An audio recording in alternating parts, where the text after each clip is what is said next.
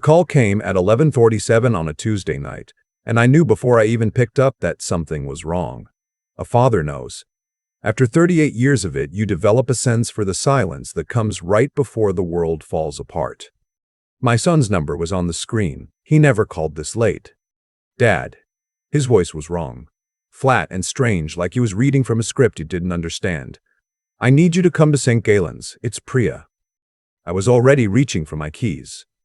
St. Galen's Medical Center is 22 minutes from my house in normal traffic. I made it in 14, the whole drive. My son kept telling me it was okay, she was okay, but his voice never changed, never warmed up, and I'd learned a long time ago that when your kid says something is okay in that particular tone, it is very much not okay. I found him in the ER waiting room, still in his work clothes, sitting with his elbows on his knees and his face in his hands. He's 33 years old, my son. Built like I was at his age, broad through the shoulders, dark hair he got from his mother. When he looked up at me, he looked about 12. They're still running tests, he said. What happened? He opened his mouth, closed it, tried again. She fell down the stairs at my parents' house. Dad, she didn't fall. The waiting room was nearly empty. A woman in scrubs typed something at the nurse's station. A television mounted near the ceiling was playing a home improvement show with the sound off. Everything felt very ordinary and very wrong at the same time. Tell me, I said. He told me. My daughter-in-law Priya had been married to my son for 4 years.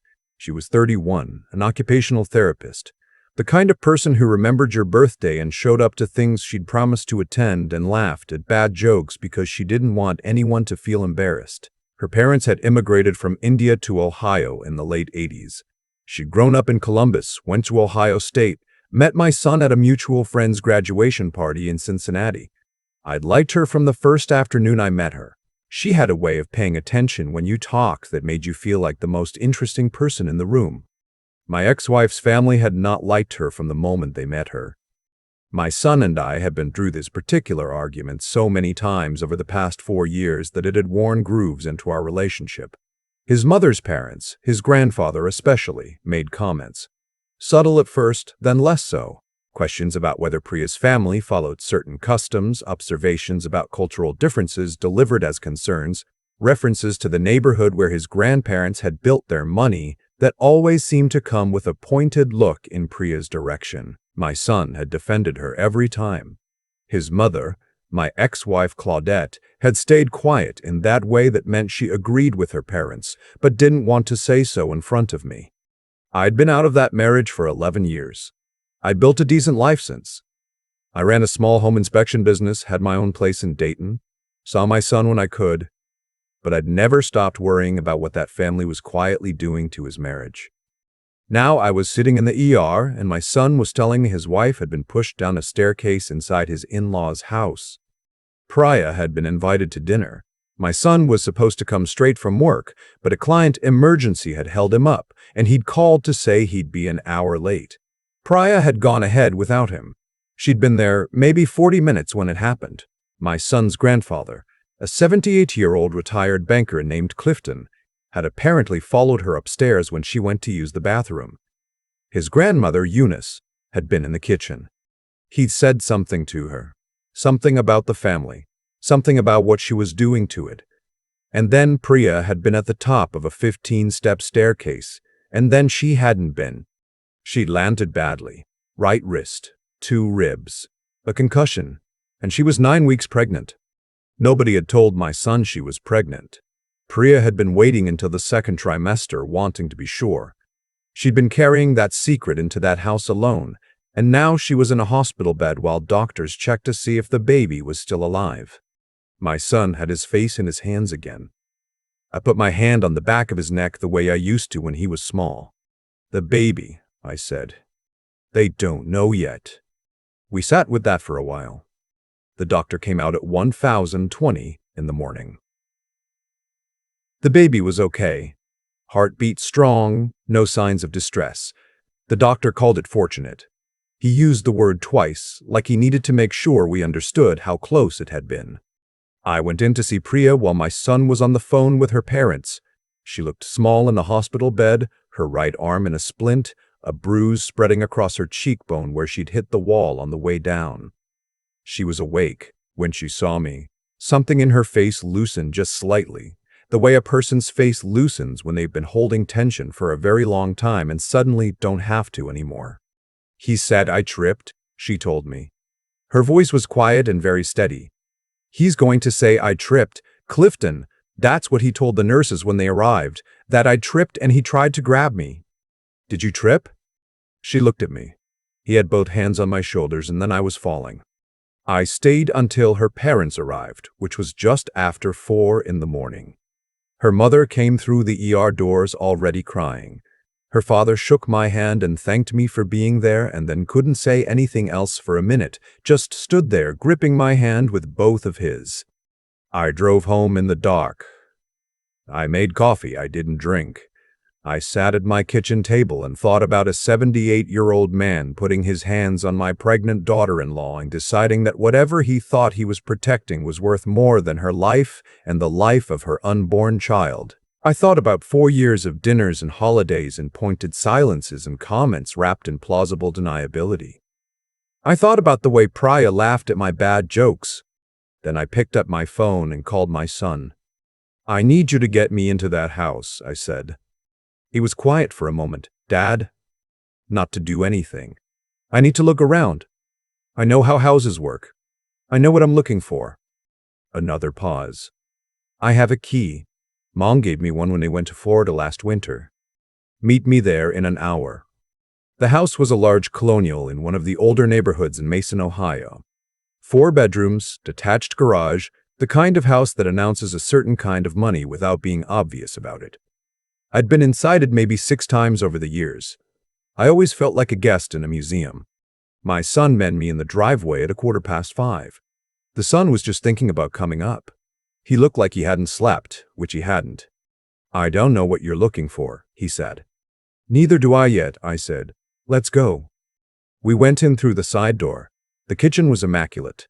The living room was exactly as I'd always seen it. Formal furniture that nobody actually sat in. Family photographs arranged on the mantel in matching frames. I walked slowly. My son followed. I was a home inspector for nearly 2 decades before I started my own business. I'd learned to read houses the way some people read faces. You pay attention to what doesn't fit, what's been moved, what's been hidden. In the study off the main hallway, the desk was unlocked. Clifton had always been careful about that desk. I'd noticed it the very first time I'd been in this house. The way he positioned himself between visitors and the desk. The way his eyes always went to it when he left the room.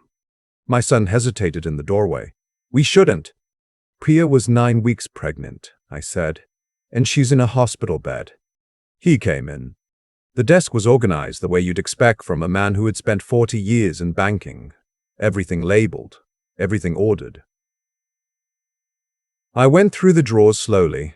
Most of it was what you'd expect. Account statements, a warranty for a water heater, a folder of insurance documents. And then, in the bottom drawer behind a hanging file labeled Household, a different folder. No label. Inside were printed emails, not forwarded or copied, but printed and kept, which meant someone had wanted a paper record. I started reading. The first email was 2 years old.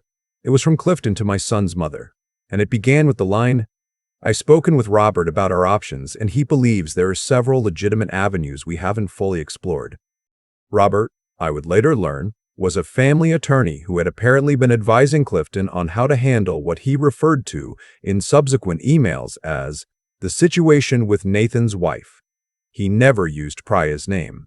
She was Nathan's wife in every single communication. I read for 40 minutes standing at that desk.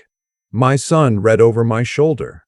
Twice he made a sound I hadn't heard from him since he was a teenager. A kind of sharp, involuntary exhale, like something had hit him in the chest. Here is what those emails contained. 18 months earlier, Clifton had begun working with Robert to investigate whether Priya's permanent residency status contained any vulnerabilities that could be reported to federal immigration authorities.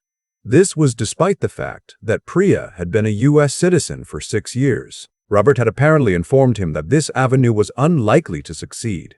Clifton had written back, "Then we focus on the other matter." The other matter was a trust fund. My son was the beneficiary of a significant family trust.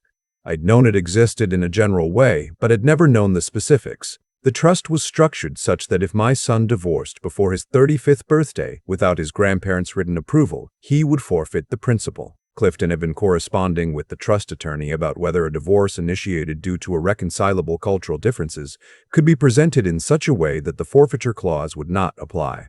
My son was staring at the paper in my hand. His face had gone a color I'd never seen on it before. "He was trying to make me choose," he said, "between her and the money." "Keep reading," I said. The most recent emails were from the past 3 months. The tone had shifted. There was an urgency in them that hadn't been there before. One email from 6 weeks ago read, "Eunice and I have discussed this at length. If she produces a child, Nathan will never leave her. We need to act before that becomes a factor." The word act was followed in a later email by a reference to a conversation that had taken place by phone. As we discussed, the less that is written down, the better. 7 emails were missing from what would have been a continuous chain. Someone had printed selectively. I photographed every page with my phone. My son stood very still while I did it. On the way out, I checked the staircase. 15 steps, hardwood, no carpet runner. The wall at the base had a scuff mark that hadn't been there the last time I'd been in this house. Fresh paint wouldn't cover it without a second coat. We sat in my truck in the driveway. The sun was fully up now. A neighbor was walking a dog on the sidewalk. Everything looked completely normal. "I need to make some calls," I said.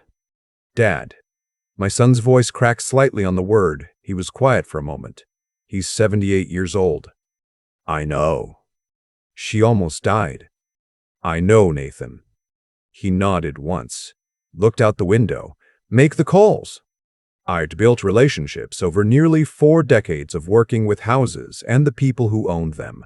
You spend that long in people's homes, you meet a lot of people. Contractors, attorneys, city inspectors, real estate agents, insurance investigators. I had a particular friend named Galen who had spent 22 years as a prosecutorial investigator for the Hamilton County DA's office before she retired and started consulting. I called her first. She picked up on the second ring. I told her what I had. "Send me the photographs," she said, before I'd even finished. "And get your daughter-in-law to give a formal statement to police today, not tomorrow. Today, before anyone has a chance to get their stories coordinated. The grandfather is going to say she tripped. He can say whatever he wants. Hospital records will show the injury pattern. A fall downstairs from a trip looks different from a fall initiated by a push. The ER staff will have documented it. Get her talking to a detective before she leaves that hospital." I called my son. He was already back at St. Galen's. I told him what Gale had said. An hour later, a detective from the Mason Police Department was taking Priya's statement in her hospital room, with her father sitting in the corner and a recorder on the bedside table. Priya remembered everything. She had a clear, precise memory, an occupational therapist training, she told me afterward. You get very good at observing and recalling physical sequences. She described exactly where Clifton had been standing, exactly what he had said, exactly where his hands had been. She described the way she'd grabbed for the railing and missed it. She described the sound the wall made when she hit it. Clifton gave his statement that same afternoon. He said she'd lost her balance. He said he'd reached out to try to stop her fall. He said it was a terrible accident and he was devastated. But here is what he didn't know. The house had a security system, installed 3 years earlier after a neighbor's home was burglarized. The camera at the top of the staircase had been disabled. Clifton had clearly known about it and dealt with it beforehand. But there was a second camera, a small one, mounted in the hallway smoke detector that Clifton's son, my ex-wife's brother, who had installed the system, had added without telling anyone else in the family, for reasons he later said had nothing to do with any of this. He'd done it because he didn't entirely trust the original installer, and he'd simply never mentioned it. That camera had a 47-second clip. The detective called my son 4 days after Priya's statement. The clip showed Clifton following Priya up the stairs. It showed him speaking to her. The audio was poor but present. It showed his hands on her shoulders. And it showed the moment she went over the edge. Clifton Hargrove was arrested at his home on a Thursday morning. He was charged with felonious assault and criminal endangerment. Given his age and the evidence, his attorney negotiated a surrender rather than a formal arrest. But the media had been there. I'd made a call, and the footage of a 78-year-old man in a blazer being walked to a police vehicle ran on 3 local news stations by noon. My ex-wife called me that evening for the first time in 4 years. She was crying. She said her father was a sick old man who didn't understand what he'd done. She said this was going to destroy the family. I told her the family had already been doing a pretty effective job of that on its own, and I hung up. 2 things happened next that I hadn't planned for. The first was that a podcast producer named Simone, who covered civil rights and social justice cases in the Midwest, reached out to my son after seeing the local news coverage. She wanted to do an episode. My son talked to Priya, who said yes without hesitation. Priya sat down for 2 hours with Simone's producer and told the whole story, not just the staircase, but the 4 years that had come before it.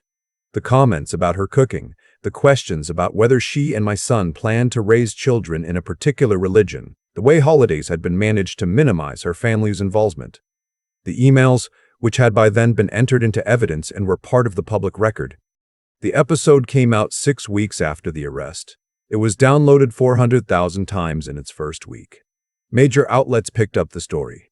A civil rights attorney in Cleveland named Dara reached out to my son and Priya and offered to take their case on contingency. The second thing that happened was Eunice. My son's grandmother had said almost nothing publicly since the arrest. She'd stayed inside the house. Her son, my ex-wife's brother, the one who'd installed the extra camera, had been quietly furious from the beginning. And he'd apparently been quietly to his mother. What he'd said to her? I don't know exactly. But 6 weeks after the arrest, Eunice contacted Dara's office and asked to speak with Priya. They met in a coffee shop in Blue Ash. My son went with Priya. He told me later that Eunice looked like she'd aged a decade in 6 weeks. She sat across from Priya and said that she had known something was wrong for a long time. That she'd told herself it was just Clifton's generation. Just the way he'd been raised, that love would soften it. She said she'd been wrong. She said she was sorry in a way that seemed like she'd been practicing the words for days and still couldn't quite get them to come out the way she meant them. Priya listened to all of it. She thanked Eunice for coming. She did not say she forgave her because she wasn't there yet, and she wasn't going to say it to be polite. But she didn't shut the door either. Eunice provided a sworn statement that corroborated the emails. She confirmed that Clifton had discussed handling the situation with her on multiple occasions, that she had expressed discomfort with the direction he was taking, and that she had done nothing to stop him. That statement was significant. It removed any remaining ambiguity about intent. Clifton's attorney pushed for a plea agreement. Given his age, his health, he had early-stage congestive heart failure, and his lack of prior criminal history, the prosecutor agreed to a reduced charge of aggravated assault with a suspended sentence, a significant fine, court-ordered counseling, and 3 years of supervised probation. He would not see the inside of a prison. The judge, a 54-year-old woman named Judge Patricia Owens, who had spent 15 years working in domestic violence advocacy before her appointment to the bench, looked at Clifton before she read the terms and said, "The evidence in this case suggests that you spent years attempting to remove your granddaughter-in-law from your family through increasingly extreme means, culminating in physical violence against a pregnant woman. Your age and health are mitigating factors I'm required by law to consider. But I want to be clear that there is no version of your reasoning, no family legacy, no cultural preference, no financial consideration that constitutes a justification for what you did in that house. None." Clifton sat very still during all of this. He did not look at Priya. The civil case was filed 3 months after the criminal plea. Dara and her team were thorough in a way that made me genuinely glad she was on our side. They pursued Clifton and Eunice personally, and they also named the family trust as a defendant on the grounds that the trust's forfeiture structure had been weaponized as a coercive instrument against my son's marriage. That argument was novel enough that it made the legal news before the case was even resolved. In the end, the trust was restructured by court order. The forfeiture clause was voided. My son received his full inheritance regardless of marital status. Additionally, Priya was awarded $2.1 million in damages for medical expenses, emotional distress, and what Dara successfully argued was a systematic, years-long campaign of harassment and intimidation that had culminated in the assault. The Hargrove family home in Mason was sold to pay it. The furniture in the living room, the formal pieces that nobody ever sat on, were auctioned off. I saw photos of the auction listing online and felt something I don't have a clean word for. Priya's daughter was born in late April. She arrived healthy and loud exactly on her due date, as if she had decided to demonstrate a point about persistence. Priya and my son named her after both grandmothers. Her middle name is a version of my late mother's name. Her first name comes from Priya's grandmother in Pune, who is 91 years old and video called in from her apartment to see the baby's face. I was in that delivery room. My son was on one side of Priya, her father on the other. When the baby arrived and the room filled up with that particular noise that only happens in the first moments of a person's existence, Priya's father looked at me across the bed and we were both crying in the way that men our age cry when we think we can get away with it. I held my granddaughter 20 minutes after she was born. She had Priya's dark eyes and my son's stubbornness written all over her face already. I live in Dayton. I'm 64 years old. I still run my inspection business, though I've cut back. I spend a lot of weekends in Cincinnati now, at my son's house, which is a sensible brick split level with a good yard and a back porch that needed work when they bought it, and that I've been slowly making right. The baby watches me from her bouncer while I work. She's 5 months old, and she's already figured out that making noise gets her what she wants, which suggests she is going to be an absolute handful, and I could not be more pleased about it. My son asked me once, a few months after everything was settled, whether I felt sorry for Clifton, whether I thought about what it was like to be 78 years old with a heart condition and a criminal record and a house that had been sold out from under you. I thought about it honestly. I didn't want to give him a hollow answer. I feel sorry for who he could have been, I said finally. He had a great-granddaughter coming into the world. He could have been someone who grew. Instead, he chose to be someone who held on to poison so long it made him dangerous. I paused. But no, I don't feel sorry for what happened to him. I feel sorry for what he made happen to her. My son nodded. That was enough. Priya speaks at a community advocacy group now, once a month. A group that supports South Asian women navigating intercultural family conflicts in the Midwest. She talks about what happened to her with a frankness that I find remarkable every time I hear it. She doesn't soften it. She doesn't frame it as something that only happens to other people, or something that requires exceptional circumstances. She says this happens in ordinary houses to ordinary families, and the people doing it have convinced themselves they're protecting something worth protecting, and that is the most dangerous kind of person there is. She's right. I've seen it. Hatred that wears the face of tradition, of legacy, of love. That kind of hatred is harder to name and harder to fight, because the person wielding it often genuinely believes they're doing something noble. I think about what would have happened if I'd driven home that night instead of going to the hospital. If my son hadn't called. If Priya had been alone at the bottom of that staircase without anyone who understood what they were looking for. I think about that a lot, actually. And then I look at my granddaughter, and I think she was worth the fight before we even knew her name. She still is. I've been thinking lately about what actually stopped Clifton. Not the arrest, not the civil judgment, not the camera in the smoke detector that he never knew existed. What stopped him was the accumulation of choices he'd already made. Years of them, stacked on top of each other, each one making the next one easier to justify. That's how it works. Hatred doesn't arrive fully formed. It grows in the dark, one small permission at a time, until the person carrying it has convinced themselves that what they're doing is reasonable, even necessary. Clifton didn't wake up one morning and decide to push a pregnant woman down a staircase. He woke up one morning after 1,000 smaller mornings of deciding that Priya didn't quite belong, and by then, the distance between the thought and the action had gotten very short. I think about that when people ask me if I feel sorry for him. What I know is this: Every consequence Clifton faced was a direct result of a choice he made. The email existed because he wrote them. The camera footage existed because he hadn't been as careful as he thought. The civil judgment existed because Dara and her team were smarter and more thorough than his attorneys anticipated. None of it came from luck or cruelty or revenge.